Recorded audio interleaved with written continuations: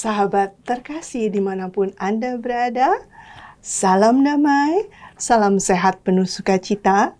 Kita bersyukur ya karena begitu besarnya rahmat dan kasih setia Allah bersama kita semua. Laksanakanlah di antara kalian cinta kasih, cinta kasih, cinta kasih, dan di luar upayakanlah keselamatan bagi jiwa-jiwa. Demikianlah pesan dari Santo Eugenius dari Maisonot. Jumpa lagi bersama saya, Laurencia Fani, dan Romo Thomas Ferry Soeharto OFM yang akan mendampingi. Kita akan bersama Anda membaca firman Tuhan dan juga kita akan mendapatkan insight yang melalui permenungan yang akan dibawakan oleh Romo Ferry. Bagaimana kabar Romo? Kabarnya luar biasa. Amin. Dan juga biasa di luar sekarang. Biasa di luar, keliling Puji terus. Tuhan, kita semua baik karena Tuhan menyertai kita. Amin Romo. Kita mulai untuk Oase Rohani Katolik edisi hari Minggu biasa ke-26 dengan doa pembuka. Silakan Romo. Baik, saudara-saudari, rekan-rekan sahabat Oase Rohani Katolik, mari kita awali permenungan kita dengan bersyukur kepada Tuhan.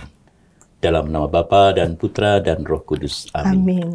Allah yang Maha Kasih di surga, kami bersyukur karena Engkau menganugerahkan kepada kami waktu, di mana dalam waktu yang cerah yang Kau anugerahkan hari ini, sungguh-sungguh membuat kami boleh bertumbuh dan berkembang di dalamnya. Karena itu ya Tuhan, berkatilah kami dan curahkanlah Roh Kudus-Mu atas kami, agar kami memanfaatkan waktu itu dengan sebaik-baiknya. Jangan sampai kami menyia-nyiakannya, karena kami tidak secara otomatis bertumbuh dalam waktu.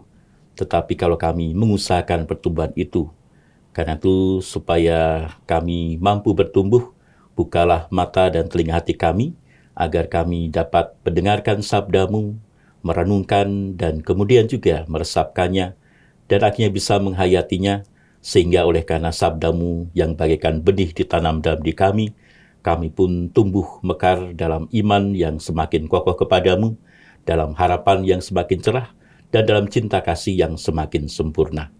Demi Yesus Kristus Putra-Mu, Tuhan dan pengantara kami, yang hidup dan berkuasa bersama Dikau dalam persekutuan Roh Kudus, Allah kini dan sepanjang segala masa. Amin. Dalam nama Bapa dan Putra dan Roh Kudus. Amin. Amin.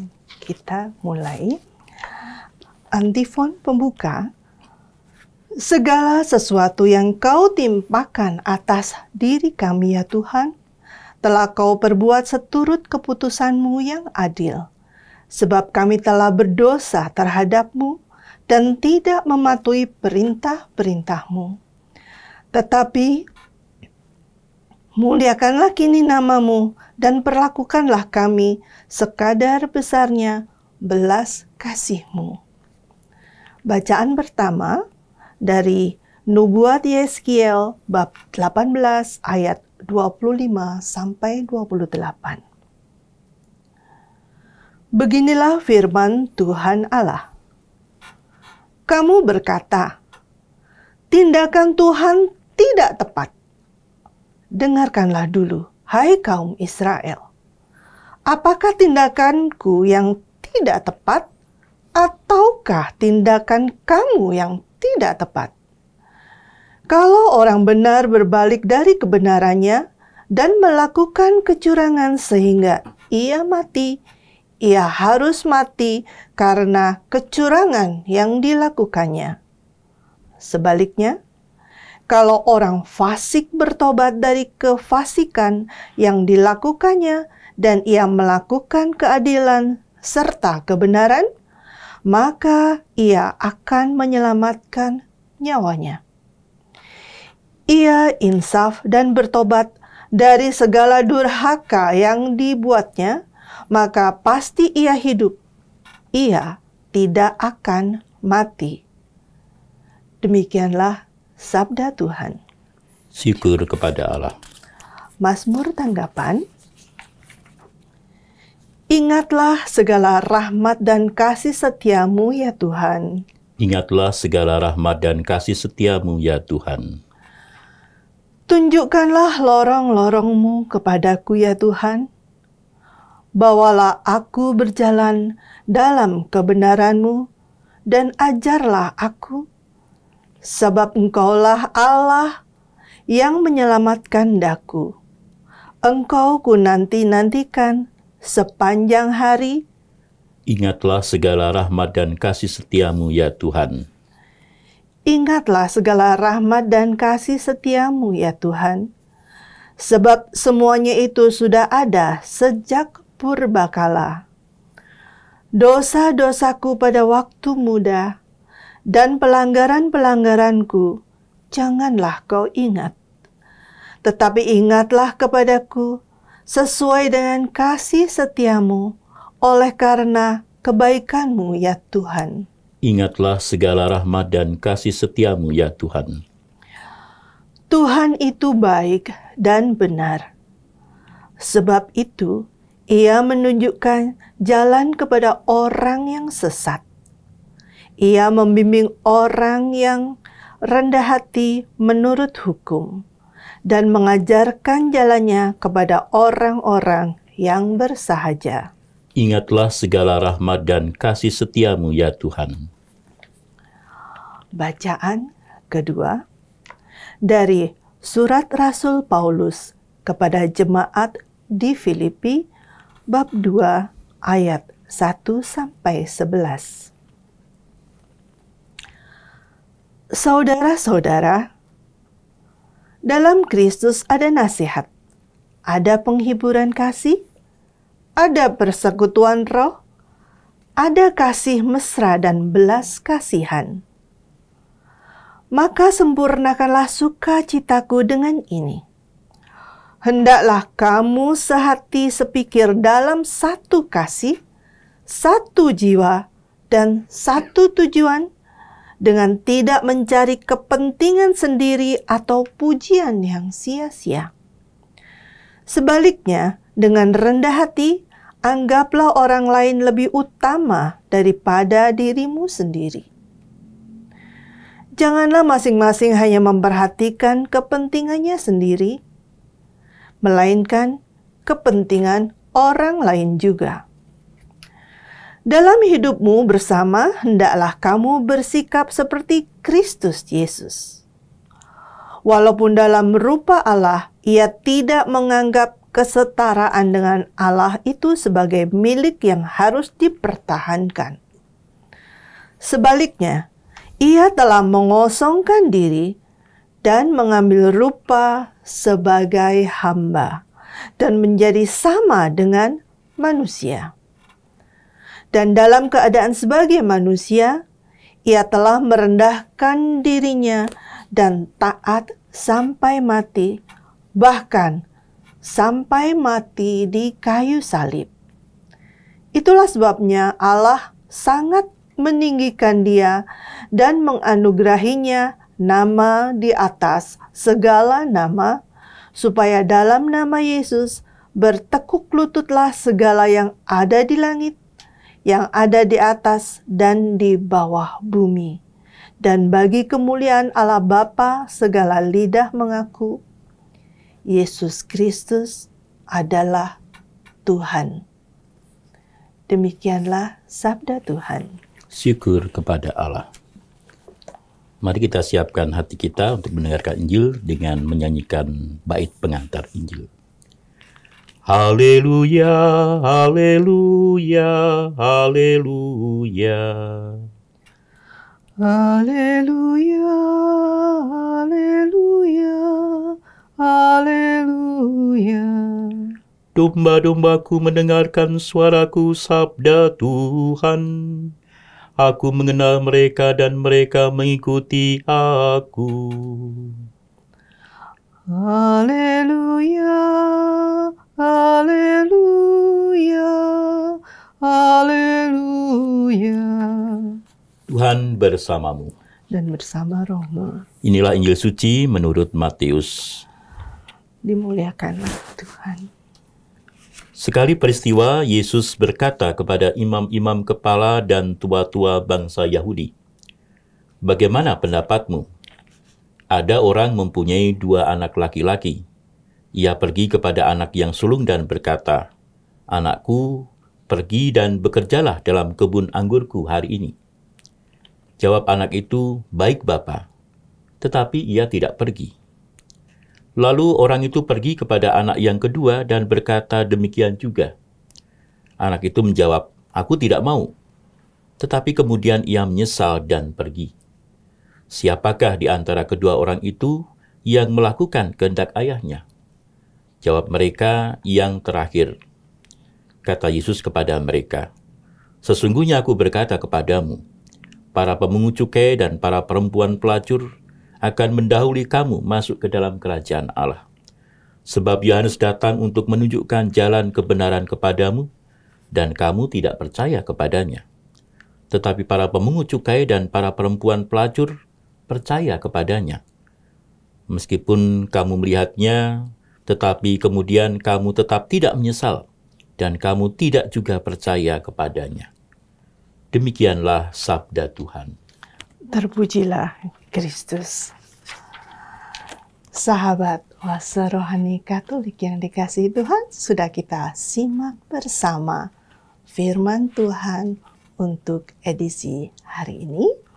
Sekarang kita simak bersama permenungan apa yang akan disampaikan oleh Romo Ferry. Silakan Romo, kita mulai dari bacaan pertama ya Romo. Ya, baik. Jadi bacaan pertama ini seperti tadi sudah disinggung dalam antifon pembukaan, kita sedang merenungkan soal keputusan Allah yang adil. Atau dengan kata lain, kita melihat bagaimana keadilan Allah itu tidak sama atau bahkan sering berlawanan dengan keadilan yang kita pahami, keadilan manusia. Jadi keadilan Allah versus keadilan manusia. Kalau keadilan manusia, seperti yang tadi dinubuatkan Yesiel, itu ya biasanya kita itu kan selalu mengenang nama baik ya. Lalu kemudian kalau orang sudah berbuat baik, sudah punya nama baik, lalu begitu dia bersalah, orang dengan mudah memaklumi. Ya nggak apa-apa, mungkin waktu itu sedang kilap, mungkin waktu itu sedang lupa, dan diterima begitu saja. Dan mungkin dia tidak bertobat pun orang masih menghormati karena kebaikan-kebaikan yang sudah dilakukan dulu, sudah jadi orang yang nama baiknya terkenal, sehingga kalau kita bahkan mau menyindir saja nggak berani, jangan-jangan nanti yang malah kena dan sebagainya. Sehingga bagi kita yaudah, mereka berbuat salah juga nggak apa-apa, selalu mudah untuk dimaklumi ya. Tapi kalau orang yang ya kedapatan ya mencuri atau orang-orang yang biasa-biasa saja atau yang terkenal dulu banyak berbuat yang tidak baik gitu.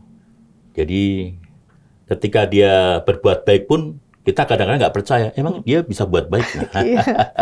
Malah curiga. Jadi itu yang mau digambarkan oleh Nabi Yeskiel. Jadi kalau ada orang yang ya lama berbuat baik lalu kemudian dia jatuh dalam dosa dan dia harus mati dalam dosanya, orang-orang mengatakan nggak bisa begitu, dia kan udah banyak berbuat baik tuh ya, ini dimaklumi aja lah dan sebagainya. Jadi merasa bahwa Allah tidak tepat kalau mereka ini harus mati karena dosanya, padahal ya mungkin dia sudah lama berbaik baru dosa sekali kok ya dimaklumi dan sebagainya. Dan itu akibatnya tadi yang kecil pun kadang kita jadi tidak merasa percaya kalau dia bisa berbuat baik, sehingga ya kadang-kadang itu membuat tidak adil sebenarnya menurut Allah. Jadi bagi Allah keadilan itu pertama-tama bukan soal bahwa dia sudah lama berbuat baik lalu dia belum pernah berbuat baik, tapi apa yang terakhir, karena manusia itu berkembang dalam waktu. Jadi Allah menghargai dan karena itu menganugerahkan waktu supaya kita dalam waktu itu tumbuh dan berkembang. Jadi bagi Allah ya waktu itu menentukan juga. Artinya kalau kita setelah berbuat dosa tapi kita bertobat, ya berarti dalam waktu kita menggunakan waktu dengan baik karena kita lalu merubah diri kita, menyesali dan kemudian memakai waktu itu dengan baik dengan kita bertobat. Dan pada akhirnya itulah yang dihargai Allah. Tapi kalau kita terlena dengan waktu, merasa sudah baik lalu kilaf, lalu lupa, lalu alpa, tidak perhatikan lagi, lalu jatuh dalam dosa, dan ya kemudian selesai, setelah akhirnya jatuh dalam dosa, ya sudah, kita harus mati dengan dosa-dosa kita, karena kita tidak menggunakan waktu itu sampai pada akhirnya ya. Jadi di sini seringkali dalam bacaan-bacaan rohani kita mendengar kata bahwa Allah menghendaki kita bukan untuk sukses, ya, nama besar dan sebagainya, tapi setia sampai pada akhirnya. Jadi kalau memang sejak awal kita mencoba berbuat baik terus, ya setialah sampai akhir berbuat baiknya. Dan kalau kita pun berdosa tidak apa-apa, asal kita mau bertobat dan akhirnya bisa berbuat baik. Karena yang dilihat Tuhan kesetiaan sampai akhir ini untuk kita ya bertobat menjadi baik, atau kalau berbuat ya setia sampai akhir pun berbuat baik seperti itu. Jadi bukan soal nama sudah lamanya berbuat baik harus dihitung sebagai jasa-jasa kita, karena bagi Allah ya, tidak ada jasa kita ya. Karena semua yang baik itu pasti bisa kita lakukan karena kekuasaan Allah, atau karena daya kekuatan Allah, atau karena Allah berkenan bekerja pada diri kita sehingga kita bisa berbuat baik. Jadi jangan kita merasa bangga dan merasa itu milikku, itu jasaku. Sehingga kalau kita salah, lalu kita merasa, nggak apa-apa lah kan jasaku udah besar. Padahal itu bukan jasa kita.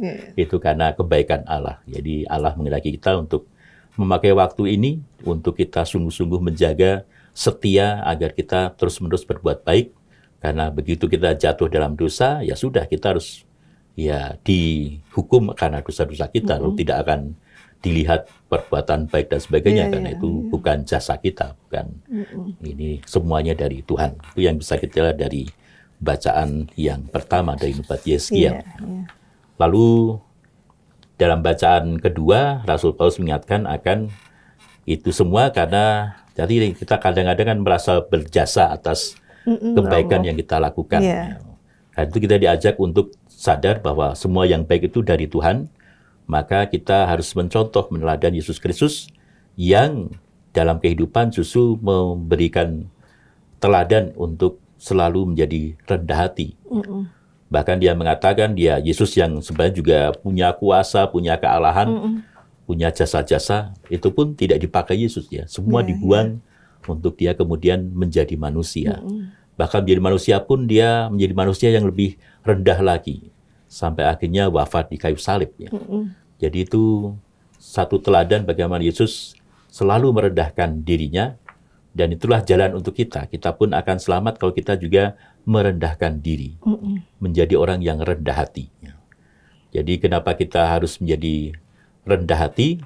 Karena dengan kita merendahkan diri, kita merasa kita ini manusia debu belaka, lalu kita tidak menghitung-hitung apa yang sudah kita lakukan yang baik, itu berarti kita semakin menyerahkan dan menyerahkan diri kita kepada Tuhan. Dan dengan kita mengosongkan diri, maka diri kita menjadi semakin tersedia untuk digunakan Tuhan. Karena Tuhan kan memberi kita kehendak bebas. Tuhan tidak bisa maksa kita untuk mengikuti kehendaknya. Tapi kalau kita mengosongkan kehendak kita, baru Tuhan bisa mengisi kita, menggerakkan kita, memakai kita sebagai alatnya. Karena dengan kita menyerahkan diri, kita berarti menyediakan diri. Tuhan silahkan, saya dengan kehendak bebas saya mempersilahkan engkau untuk untuk berkarya dalam diri saya sehingga saya bisa melakukan kehendak-Mu. Tapi kalau kita tidak merendahkan hati, ya Tuhan tidak bisa memaksa kita karena Dia sudah menganugerahkan kehendak bebas pada kita. Berarti kan bisa manusia menolak ya itu dengan segala perbuatan. Karena itu kalau kita mau ya kita mengosongkan diri, itu tanda kita menyerahkan kehendak kita supaya kehendak Tuhanlah yang kemudian kita pilih dan kita laksanakan di dalam kehidupan kita. Dan bacaan Injil menunjukkan bagaimana orang itu melaksanakan kehendak Allah bukan hanya omdo doang, hanya omong doang ya. Tapi yang penting melakukannya itu. Ada kalanya kan orang tidak mengatakan ya, tapi bisa saja dia lalu menyesal, kemudian bisa bertobat dan menjadi baik kembali. Seperti itu. Iya. Sama seperti di Mazmur juga sudah ditekankan berkali-kali ya Romo ya. Semuanya itu karena rahmat dan kasih Allah saja. Manusia dengan kehendak bebasnya itu bisa memilih ya Romo ya. Ya, memilih untuk Apakah taat pada Tuhan atau memilih tidak. Ya. Taatnya itu menyerahkan segala yang dia punya, ya. Ya, Semua bahkan kehendaknya. dirinya, ya. Iya, betul. Jadi tidak hanya barangnya, hartanya, sampai seluruh dirinya diserahkan kepada Tuhan. Ya, karena harta dan sebagainya sebenarnya juga anugerah Tuhan, tuh bukan milik kita, bukan sesuatu yang kita keluarkan dari diri kita atau kita hasilkan karena kekuatan kita. Kan semua juga anugerah Tuhan. Kalau Fransiskus Asis itu mengatakan segala kekayaan kita adalah titipan. Yang punya adalah orang yang lebih miskin lagi daripada kita. Jadi kalau Fransiskus melihat ada orang lebih miskin, dia kasih hartanya kepada dia karena dia lebih berhak ya. Sampai akhirnya orang itu juga menemukan yang lebih miskin, dikasih lagi kepada yang lebih miskin. Karena itu titipan Tuhan untuk mereka yang miskin, mereka yang lemah. Ya. Jadi harta itu dimiliki, tapi sejauh punya nilai sosial ya. Jadi sebetulnya seperti arah dasar Keuskupan Agung kita sekarang ini kan mewujudkan kesejahteraan sosial. Jadi kita tidak merasa harta itu sebagai milik kita, untuk kehendak kita, untuk kepentingan kita, tapi itu dititipkan Tuhan pada kita untuk kesejahteraan bersama. Itu bagian dari bacaan kedua. Bagaimana menimbang-nimbangnya, apakah itu milikku ataukah akan diserahkan, tergantung juga ya kehendak bebasnya manusia itu sendiri. Merasa ini sudah masih punya aku atau sudah sebenarnya punya orang lain. Eman-eman. Tapi yang dari semuanya itu ya, mau yang terpenting ya jiwa kita sendiri, hati kita sendiri gitu ya, agar kita bisa mendengarkan ya, apa sih kehendak Tuhan itu gitu ya Romo ya. Apakah ini benar, saya akan melakukan ini. Oke, silakan Tuhan, pakailah hidupku. Dan hidup kita kesempatan untuk dipakai Tuhan. Iya. Dan semua yang dipakai Tuhan pasti diselamatkan. Ya, karena Tuhan itu kan datang untuk meminjam, untuk memakai. Memakai kita. Dia datang lahir di dunia, tidak bawa tempat tidur, tapi pakai tempat makanan hewan sebagai tempat tidurnya, palungan. Dia meninggal pun memakai atau minjam salibnya. Atau juga dia kemudian mengajar pun minjam perahu dan sebagainya. Ya. Jadi, tapi semua yang dipinjam Tuhan kan pasti menjadi sesuatu yang luar biasa. Salib yang dipakai Tuhan, yang tadinya lambang penghinaan, ketika Tuhan wafat di situ lalu menjadi lambang kemenangan buat kita, keselamatan. Jadi Tuhan pasti akan menyelamatkan dengan cara memakai kita. Ya. Sejauh kita tersedia pada Tuhan, sejauh itu kita bisa diselamatkan. Tapi kalau kita tidak tersedia, ya sudah. Jangan marah kalau kemudian tidak selamat. Ya kan kamu yang sudah memilih. Ya. Kalau kamu pilih Tuhan selamat, tidak pilih Tuhan, ya tidak selamat lah resikonya. Jangan mau-maunya suka-sukanya. Saya nggak mau Tuhan, tapi mau selamatnya.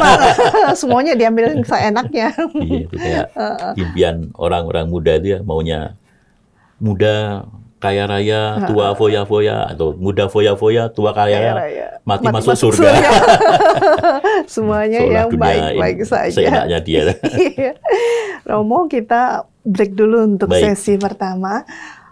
Sahabat terkasih, kita akan break sejenak di sesi yang pertama ini. Kita akan lanjutkan di sesi kedua. Jangan kemana-mana, tetap di tempat Anda. Sampai jumpa di sesi yang kedua.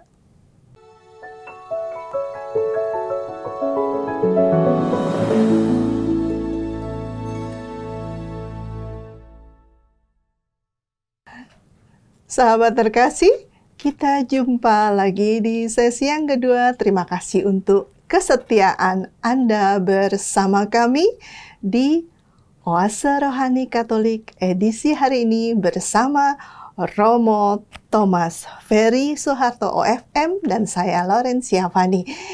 Kita akan lanjut acara ini, tapi sebelumnya bagi Anda yang ingin mengusulkan sesuatu atau pendapat, dapat mengirimkan tulisan Anda melalui email orkkaj2021@gmail.com atau ke nomor WhatsApp 0881 0251 33438.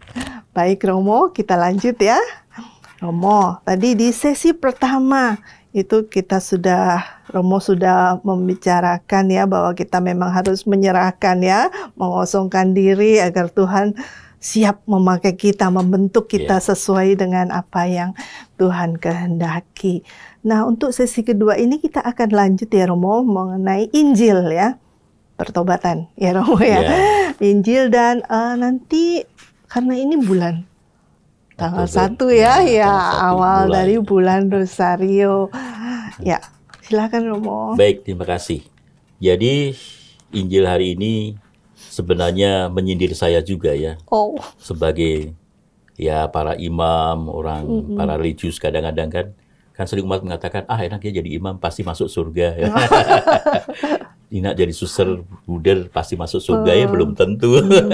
Injil hari ini menunjukkan bahwa ya apa yang dikatakan umat sama juga menjadi pemikiran orang-orang Israel pada waktu itu. Seolah kalau sudah menjadi imam-imam kepala tua-tua bangsa Yahudi, itu pasti akan masuk surga, pasti akan ya. Sudah punya tiket. Tapi Yesus mengatakan, belum tentu ya.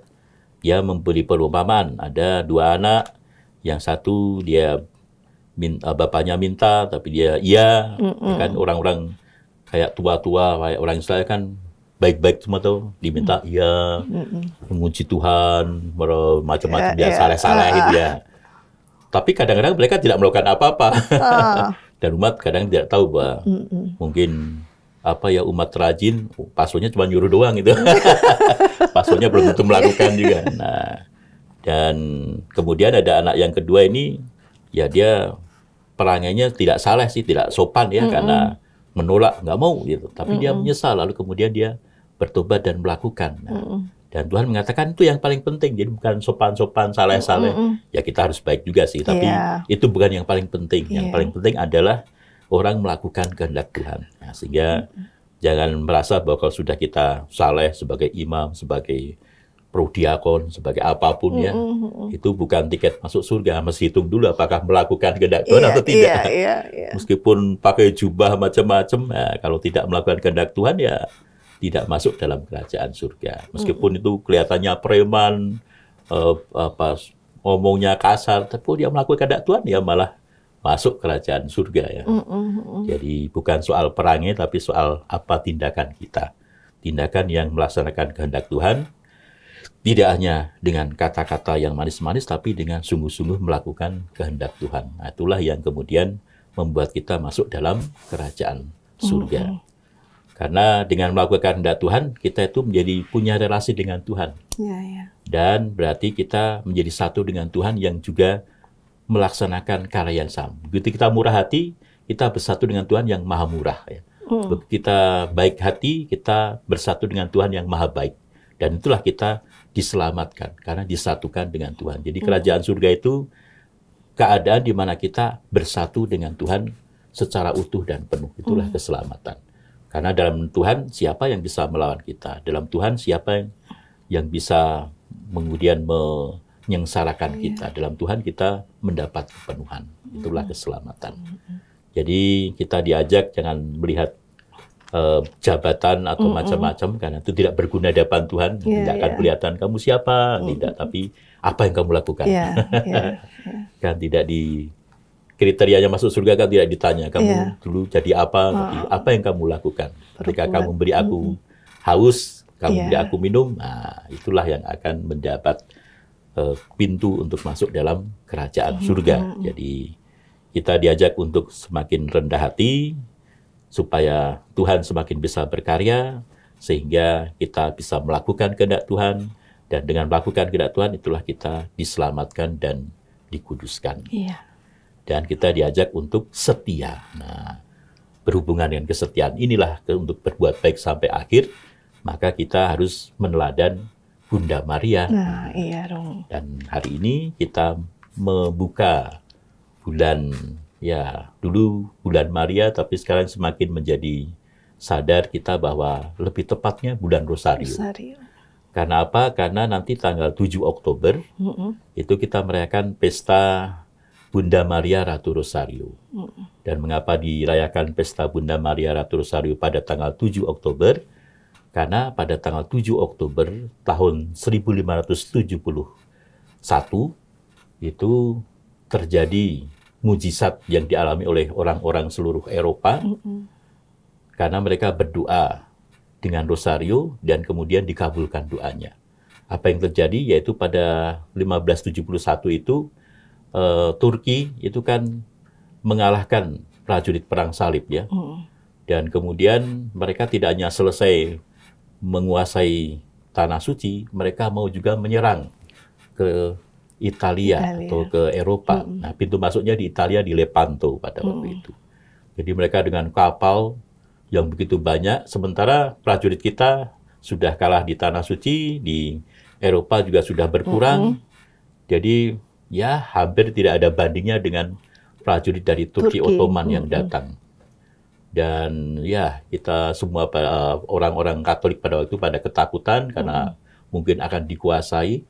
Lalu Paus Pius yang kelima itu meminta semua umat untuk pada tanggal 7 Oktober itu berdoa kepada Bunda Maria dengan rosario. Dan dia sendiri berdoa bersama seluruh jemaat di Basilika Santa Maria Maggiore.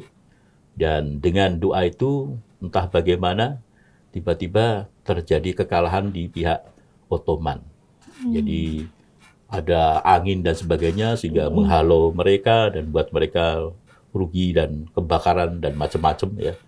Jadi saya sih nggak tahu tepatnya, tapi ada kisah juga legendanya katanya mereka mau menyerang pelabuhan Lepanto itu dengan anak panah berapi dan meriam, tapi karena ada angin tiba-tiba, ya mungkin itu mujizat yang diberikan Tuhan melalui doa-doa kepada Bunda Maria, sehingga apinya berbalik ke kepala pembakar sendiri. Membakar sendiri dan mereka hancur lalu. Karena itu tidak jadi mendarat dan menyerang Lepanto. Sehingga lalu hal ini dirayakan oleh umat Katolik sebagai ya Maria Ratu Rosari, karena dengan doanya rosario, doa-doa rosario itu mereka dibebaskan dari penjajahan Turki. Sehingga kemudian ditetapkan oleh Paus Pius kelima sebagai tanggal 7 Oktober itu sebagai hari peringatan Ratu Rosari, ya, Maria Bunda Ratu Rosari. Ya. Kalau lalu menjadi bulan Rosari. Bulan Rosari. Untuk doa apa sih Romo yang harusnya kita memang lakukan gitu bersama di gereja atau di lingkungan atau di keluarga? Rosario kan termasuk devosi. Iya. Dari devosi itu bukan liturgi. Kalau liturgi itu sudah diatur dengan begitu ketat, ya karena itu doa resmi. Tapi kalau rosario itu devosi, artinya itu diserahkan pada cita rasa religius umat. Ya, umat mau mengisinya dengan kreativitas yang mana, silahkan ya. Mau doa rosario yang mana, kan banyak rosario juga sekarang Mau yang mana yang mau didoakan. Penting adalah menyatukan diri dengan Bunda Maria dan meneladan. Seluruh devosi itu intinya adalah kita meladani Bunda Maria. Jadi bukan yang soal doanya atau pegang rosarionya, tapi bagaimana dengan doa-doa itu kita semakin dekat dengan Bunda Maria. Kan dengan kita berdoa Salam Maria, penuh rahmat, jadi kita lalu merasa kita mohon Bunda Maria agar kita juga mendapatkan rahmat yang sama yang dipenuhi Bunda Maria, sehingga kemudian dengan itu kita menjadi semakin kuat untuk melaksanakan kehendak Tuhan seperti Bunda Maria kan yang mengatakan terjadilah padaku menurut perkataanmu, dan itu dibuktikan Maria sampai akhir hayatnya, sampai juga mengiringi putranya di kaki salib ya. Semua para murid sudah lari semua, masih ada Maria di situ yang dengan Yohanes ya. Sehingga itulah kesetiaan Bunda Maria dalam melaksanakan kehendak Tuhan. Nah, sesuai dengan apa yang kita renungkan hari ini, kita setia untuk melakukan kehendak Tuhan sampai akhir hayat kita. Dan semoga rosario devosi kita itu menguatkan kita untuk itu. Iya, Romo. Jadi kalau di beberapa paroki saya perhatikan bahwa ada arak-arakan gitu ya, prosesi. Bunda begitu umat Katolik ini sangat memuliakan Bunda ini sebagai Ratu Surga. Karena proses itu ada maknanya ya. Dengan berjalan kita menyadari bahwa kita itu sedang berjalan dari sini menuju ke tanah air surgawi. Jadi maksudnya prosesi bukannya soal otong-otong patung atau hanya, tapi kita menyadari pergerakan kita tuh, kita menyatukan diri dengan Bunda Maria yang kita teladani untuk bersama-sama berjalan menuju ke tanah air surgawi. Nah, berjalan tentu dengan tiap kali melaksanakan kehendak Tuhan dalam hidup kita. Jadi makanya ada prosesi dalam gereja Katolik itu bukan yang soal jalan-jalan saja. Tapi jalan-jalan itu ada makanya bagi tadi seorang yang sedang berjalan ya. Dalam hidupan kan sebuah perjalanan menuju ke tanah air surga. Jangan dilupakan itu. Kalau orang Jawa mengatakan hidup itu hanya mampir ngombe, bukan tepatnya di sini. Maka jangan banyak-banyak mampir. Kalau banyak mampir kembung kan? Kembung. Kan mampir minum lah. Banyak-banyak mampir ya minumnya banyakkan kembung. Nanti nggak sempat makan ya, Mo. Terus ada juga yang ini, Romo. Devosi dengan melakukan kunjungan Goa Maria. Ziarah. Nama saja artinya. Ya. Kan hidup kita sebagai sebuah peziarahan. Jadi yang kita berziarah, kita diingatkan bahwa hidup kita sebuah peziarahan. Nah, kadang-kadang orang lupa berziarah. Taunya adalah sampai di tempatnya, lalu berdoa itu peziarah. Padahal dari awal kita berjalan itu kan sebuah perjalanan, sebuah ziarah. Menuju sesuatu yang kudus, yang suci. Nah, kita kadang lupa ziarahnya itu. Kita taunya ziarah itu ya sampai di tempatnya. Padahal waktu jalan itu juga penting. Perjalanannya. Ada yang waktu jalannya malah pada bermusuhan, malah pada mengeluh, ini nggak bagus panitia ini gimana. Lalu sambil sana berdoa, itu kan lucu sekali ya. Jadi di tengah jalan mereka berbuat dosa, sambil situ berdoa, seolah-olah itu yang baik, tidak melupakan bahwa sebelumnya sudah. Gimana pun prosesnya juga, itu juga mesti diperhatikan. Penting itu, karena sebuah peziarahan. Jadi sejak awal kita memang berusaha supaya kita itu menata hati kita agar nanti sungguh doanya itu doa yang sungguh-sungguh, yang serius ya. Tidak lalu di awal kita berdebat masing-masing sampai di sana bisa berdoa dengan enak seolah-olah tidak ada apa-apanya. Padahal kan Tuhan mengatakan kalau kamu ada masalah dengan saudaramu, tinggalkan dulu persembahanmu, berdamai dulu baru kemudian datang ya. Seperti itu. Kita kadang-kadang tidak melihat itu. Jadi yang penting sampai di Goa Marianya, padahal di jalannya nggak penting banget itu. Perjalanan bisa dari awal. Juga ke restoran makan dulu. Atau pulang-pulang malah rebutan oleh-oleh. Iya, Romo, waktunya tinggal sedikit. Bisa Romo memberikan pesan, Romo? Apa sih yang mesti kita sebenarnya yang kita buat ini ya, jangan asal omong yes tapi yang nggak melakukan ya. Juga untuk bulan Maria ini, silakan Romo. Baik, jadi bacaan-bacaan suci hari ini mengajak kita untuk menjadi pribadi yang setia dan syukur kita diberi waktu oleh Tuhan untuk membangun kesetiaan itu, sehingga kalau kita memang sudah dipakai Tuhan sejak awal berbuat baik, ya setialah tetap berbuat baik, jangan sampai kita merasa ya orang yang gampang jatuh dosa karena merasa sudah saya sudah baik, sudah, jadi lupa bahwa itu semua karena kekuatan Tuhan, mengira itu kekuatan sendiri sehingga lalu gampang jatuh dalam dosa. Karena itu harus jadi orang yang rendah hati seperti Yesus digambarkan dalam bacaan kedua, dan karena itu ya bisa bertobat lagi sehingga dalam pertobatan itu kita setia sampai akhir. Kita bisa saja mungkin jatuh dosa nggak apa-apa seperti anak yang kedua, tapi yang penting lalu bertobat, menyesali, dan kemudian kembali menjadi baik. Tuhan. Makasih ya Romo. Kita sahabat Oase Rohani Katolik yang terkasih, kita udah di penghujung acara. Kita akan tutup acara ini dengan doa penutup dan mohon rahmat berkat melalui Romo Ferry. Silakan Romo. Baik, mari kita berdoa dalam nama Bapa dan Putra dan Roh Kudus. Amin. Allah yang makasih, kami bersyukur karena Engkau menganugerahkan kami hati yang semoga oleh karena rahmat-Mu menjadi terbuka, oleh karena sabda, dan semoga kami dapat tidak hanya mendengarkan sabda itu, tapi juga menjadi pelaku-pelaku firman yang baik, dengan kami bertobat dari segala dosa-dosa kami, dan kemudian melaksanakan kehendak-Mu. Karena dengan melaksanakan kehendak-Mu, maka kami pun dikuduskan, dan kiranya kami bisa meneladani Bunda Maria yang dalam hidupnya selalu mewujudkan apa yang telah Dia janjikan kepada Tuhan, terjadilah padaku menurut perkataanmu. Kiranya kami juga menjadi putra-putri Maria yang sejati, yang tidak hanya mengucapkan fiat, tetapi juga seperti Bunda Maria mewujudkan fiat itu dengan melaksanakan kehendak Tuhan, meskipun keadaannya tidak selalu menguntungkan, tidak selalu baik, dan selalu ada salib-salib yang harus kami pikul, tapi kami percaya bahwa ketika kami bisa melaksanakan semuanya itu, maka Engkaulah yang akan mendayai kami, Engkaulah yang akan menyempurnakannya, dan karena itulah Engkau menyelamatkan dan menguduskan kami. Semua ini kami mohonkan padamu dalam nama Kristus, Tuhan dan pengantara kami. Amin. Tuhan bersamamu. Dan bersama roh. Semoga Allah yang Maha Kuasa memberkati seluruh hidup, pekerjaan, pelayanan, juga doa-doa kita, Bapa dan Putra dan Roh Kudus. Amin. Amin. Terima kasih Romo. Sama-sama. Terima kasih sahabat Oase Rohani Katolik yang dikasihi Tuhan. Sampai di sini perjumpaan kita. Saya Laurencia Fani bersama Romo Ferry OFM pamit undur diri. Sampai jumpa di acara berikutnya.